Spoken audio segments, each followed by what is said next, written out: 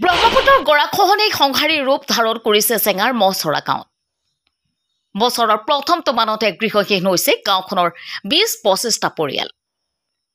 স্থানীয় লোকে ব্যক্ত কৰা মতে বিগত ৪-৫ বছৰ ধৰি আৰম্ভ হোৱা গৰাখহনীয়াত গাঁওখনৰ শতাধিক পৰিয়াল গৃহহীন হোৱাৰ লগতে চৰকাৰী বিদ্যালয়ৰ জাহ গৈছে ব্ৰহ্মপুত্ৰৰ বুকুত।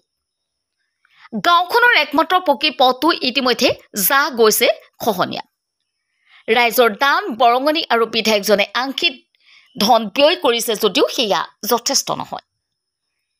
শীঘ্ৰে মহচৰা গাঁওখন খহনীয়াৰ পৰা ৰক্ষা কৰিবলৈ জলসম্পদ মন্ত্ৰী আৰু জিলা আয়ুক্ত স্থানীয় বিধায়ক আশ্ৰাফুল হুছেইনক দাবী জনাইছে ভুক্তভোগী লোকে। News x report MT news.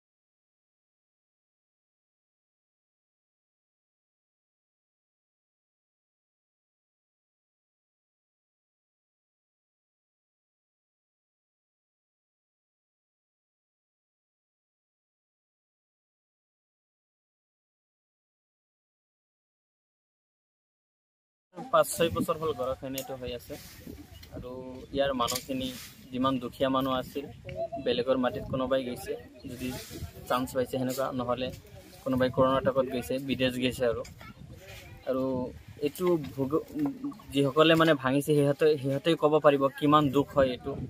মানে আমি এতিয়া এইটো ভোগ কৰি আছোঁ, মানে বহুত কষ্টদায়ক হয়।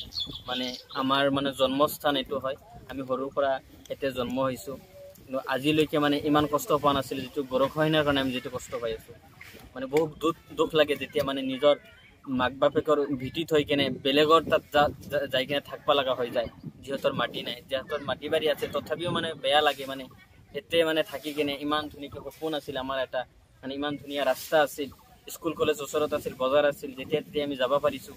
কিন্তু এতিয়া আমাৰ সেইটো সুবিধা নাথাকিব আৰু আমাৰ গাঁৱৰ যিমান মানুহৰ লগত আমাৰ একতা আছিল সেইটো মানে ভাতৃত্বটো ভাঙি গ'ল।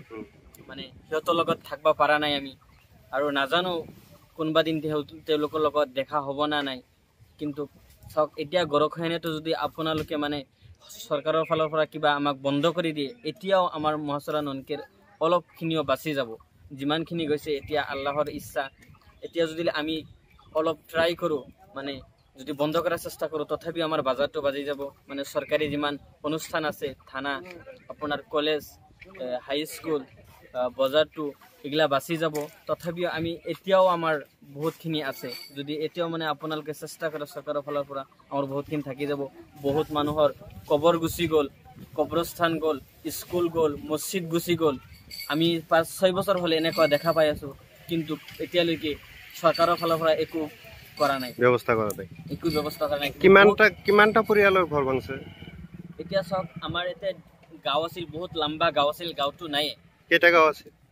এটা গাঁৱে আছিল, কিন্তু এটা গাঁৱত মানুহ বহুত আছিল। আমাৰ গাঁওটোত মানুহ মানে কি বহুত গুণ মানুহ আছিল, মানে বহুত লম্বা গাঁও আছিল। গাঁওটো এতিয়া বৰ্তমান নাই। এতিয়া আমাৰ মহচৰা যিটো ননকে আছিল, ননকেৰ আৰু মাত্ৰ ৫০-৬০ ঘৰ মান আছে, আৰু বাকীখিনি নদীত গুচি গৈছে এই গৰাখহনীয়াৰ কাৰণে। চৰকাৰলৈ কি আহ্বান জনাব? চৰকাৰলৈ আহ্বান এইটোৱে, মানে আমাৰ গৰাখহনীয়াটো বন্ধ কৰিব লাগে, এইটোৱে। আৰু আমাৰ একো আপত্তি নাই চৰকাৰৰ ফালৰ পৰা, যাতে আমাৰ এই গৰাখহনীয়াটো বন্ধ কৰে। যিটো মানে পানীৰ যিটো স্ৰোত আছে, স্ৰোত যাতে কমাই দিয়ে, যাতে আমাৰ এই গৰাখহনীয়াটো যাতে আৰু আগন্তুকলৈকে নহয়। Thank you. তাৰমানে আমাৰ এইটো ২-৩ বছৰ হ'ল আৰম্ভ হৈছে।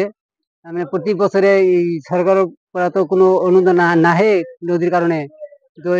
ৰাইজে যে এই ৰাইজৰ পৰা পইচা উঠাই কিছুমান বাছ গাড়ীত থৈ দিয়ে, কিন্তু কাম নিদিয়ে, বা পানী অহাৰ লগে লগে উঠি যায়। গতিকে চৰকাৰে আমাৰ এইটো অলপ নজৰ ৰাখিব লাগে, যাতে এই মহচৰা গাঁওটো যাতে আৰু বেছি ক্ষতি নহয়। ঘৰ দুৱাৰটো গৈছে, যিমান গৈছে চৰকাৰী অনুষ্ঠান চব গৈছে। এতিয়া যিখিনি আছে এইখিনি চৰকাৰে অলপ আমাক সহায় কৰিব লাগে। গৰাখহনীয়া হোৱাৰ পিছত কিছুমান মানুহ বেলেগ বেলেগ জেগাত মাটি আছে, সেইবিলাক তাতেই গৈছে, আৰু যিবিলাক মাটি নাই, বাৰী নাই, বেলেগৰ মাটিত অলপ আঁতৰত যাই আছে, বেছি দূৰত্ব যাব নোৱাৰে। গতিকে আমাৰ চব চৰকাৰ আহ্বান জনাও যে এইটো আমাৰ এই গড়খন এইটো বন্ধ কৰিব লাগে, কিবা এটা ব্যৱস্থা কৰিব লাগে। এইখিনি